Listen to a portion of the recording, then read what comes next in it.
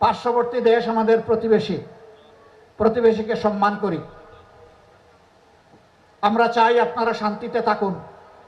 আমরা চাই আপনাদের দেশের ভিতরে মানবিক পরিবেশ তৈরি হোক। আমরা চাই না ধর্মের ভিত্তিতে সেখানে বিভাজন এবং অশান্তি হোক। কিন্তু আমরা দেখতে পাচ্ছি সেখানে শুধু মুসলিম নামের পরিচয় মানুষকে নাজেহাল করা হচ্ছে, আর বাংলাদেশের দিকে লাল চোখ দেখানো হচ্ছে। বন্ধু, এটা তিতুমিরের বাংলাদেশ, হাজী শরীয়তুল্লাহর বাংলাদেশ, শাহ মখদুমের বাংলাদেশ। এই বাংলাদেশের দিকে চোখ রাঙাবেন না, হুমকি ধমকি দিবেন না। আমরা চাই আমরাও শান্তিতে থাকি, আমরা চাই আপনারাও শান্তিতে থাকুন। আমাদের শান্তি নিয়ে টান দিলে কারো শান্তিই থাকবে না। শনিবার রাজশাহীতে ১১ দলীয় জোটের বিভাগীয় সমাবেশে ভারতের বিরুদ্ধে হুঙ্কার দিয়ে বিরোধী দলীয় নেতা ও বাংলাদেশ জামায়াতে ইসলামীর আমির ড. শফিকুর রহমান একথা বলেন। গণভোটের রায় বাস্তবায়ন, জনদুর্ভোগ লাঘব এবং পদ্মা নদীর পানির ন্যায্য হিস্যার দাবিতে রাজশাহীতে ১১ দলীয় ঐক্যের এই বিভাগীয় সমাবেশ অনুষ্ঠিত হয়। রাজশাহীর ঐতিহাসিক মাদ্রাসা মাঠে বিভাগীয় সমাবেশে প্রধান অতিথি বক্তব্যে বিরোধী দলীয় নেতা ও বাংলাদেশ জামায়াতে ইসলামীর আমির ড.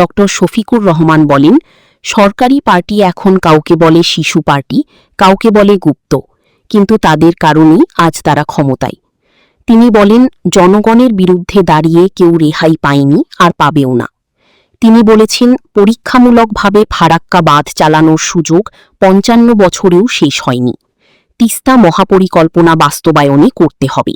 পদ্মা নদীর পানির ন্যায্য হিস্যা দিতে হবে। গণভোটের রায় অগ্রাহ্য করার মানে হচ্ছে এদেশের জনগণকে অপমান করা, তাদের ভোটকে অস্বীকার করা, তাদের রায়ের প্রতি বৃদ্ধাঙ্গুলি দেখানো। মনে রাখবেন, জনগণের বিরুদ্ধে দাঁড়িয়ে অতীতে কেউ কোনোদিন রেহাই পায়নি, আপনারাও রেহাই পাবেন না। সময় থাকতে অনুরোধ করি, এখনো সৎ পথে ফিরে আসুন। জাতির সাথে গাদ্দারি বেইমানি করবেন না। আপনারা এসে বলুন, আমরা ইতিমধ্যে যা করেছি ভুল করেছি, আমরা জনগণের দেওয়া রায়, গণভোটের রায় আমরা বাস্তবায়ন করব। হয়তো জনগণ তখন আপনাদেরকে ক্ষমা করবে। আপনারা মনে রাখবেন, যেই পথ ধরে স্বৈরাচার চলেছিল একই পথ ধরে আপনারাও হাঁটছেন। স্বৈরাচারের যে পরিণতি অতীতে হয়েছে, আপনাদের পরিণতি ভিন্ন হবে না যদি এই পথ থেকে আপনারা ফিরে না আসেন। সরকারকে আমরা সাধুবাদ জানাই, ইতিমধ্যে পদ্মা ব্যারেজের ঘোষণা দিয়েছেন, কিন্তু এটা যেন শুধু লোক দেখানো ঘোষণা না হয়। এই ঘোষণা যেন বাস্তবে রূপ নেয়। তার পাশাপাশি আমরা আরো দৃঢ়ভাবে বলবো, তিস্তা সহ ওই 3টা নদীর পাড়ের মানুষের, 2.5 কোটি মানুষের দুঃখ দুর্দশা দূর করার জন্য তিস্তা মহাপরিকল্পনা অবশ্যই বাস্তবায়ন করতে হবে। সমাবেশে অলি আহমেদ ও সার্জিস আলম বাংলাদেশের অভ্যন্তরীণ বিষয় নিয়ে পশ্চিমবঙ্গের মুখ্যমন্ত্রীর বক্তব্যের সমালোচনা করে বলেন, সীমান্তে হত্যাকাণ্ড হচ্ছে, অথচ জাতীয়তাবাদী শক্তি চুপ করে আছে। এর জবাব বাংলাদেশের জনগণ দিবে বলেও মন্তব্য করেন তারা। প্রধানমন্ত্রীকে বুঝতে হবে বেকার সমস্যা কিভাবে সমাধান করবে, প্রতিবেশী ভারতকে কিভাবে সামাল দেবে, দ্রব্যমূল্যের ঊর্ধ্বগতি কিভাবে নিয়ন্ত্রণ করবে। ওনার দলের লোকেরা যে চাঁদাবাজি করছে, যার কারণে দ্রব্যমূল্য প্রতিনিয়ত বৃদ্ধি পাচ্ছে, বিদেশি বিনিয়োগ আসছে না, তাদের তালিকা প্রস্তুত করে তাদেরকে কিভাবে জেলে নিক্ষেপ করবে, এটা তাদেরকে উনাকে চিন্তা করতে হবে।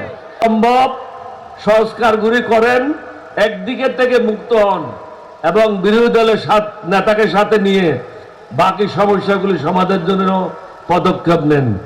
মানুষ জনাব তারেক রহমানের মুখ দেখে এবার ভোট দেয় নাই, মানুষ ভোট দিয়েছে মেজর জিয়াউর রহমানের ধানের শীষ দেখে।